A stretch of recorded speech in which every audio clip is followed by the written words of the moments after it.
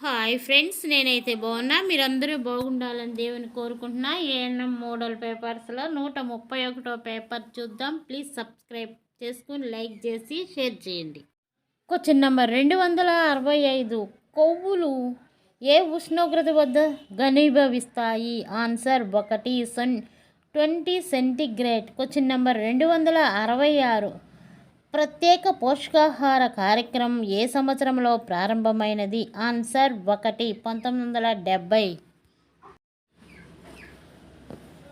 Question number 267. నాలుకపై పెరుగు వంటి పదార్థము పేరుకుపోవటను ఏమందరు? Answer 2 glossitis.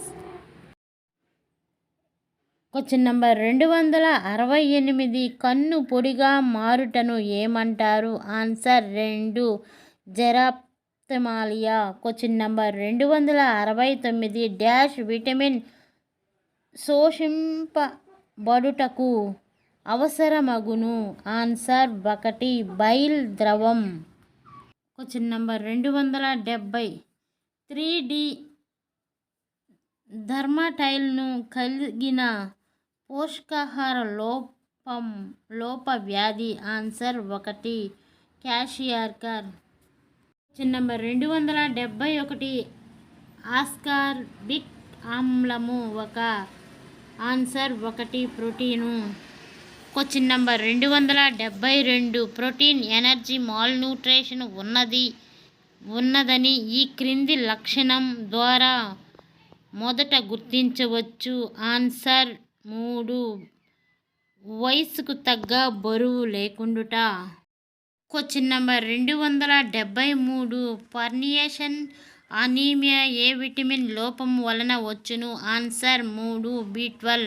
నంబర్ 274. ఈ క్రింది వాటిలో విటమిన్ సి అధికము గల పదార్థము? ఆన్సర్ 4 బత్తాయి.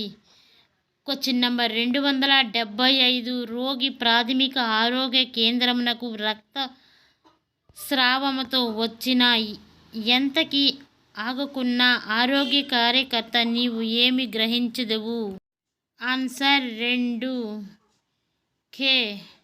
నంబర్ 276. పాలలో ఈ క్రింది వాటిల్లో ఏ పోషకం తక్కువగా ఉండును? Answer 3 iron. Question number 277. ICMR ప్రమాణాల ప్రకారం గర్భిణీ స్త్రీ తీసుకోవలసిన ఐరన్? Answer 4 40 mg.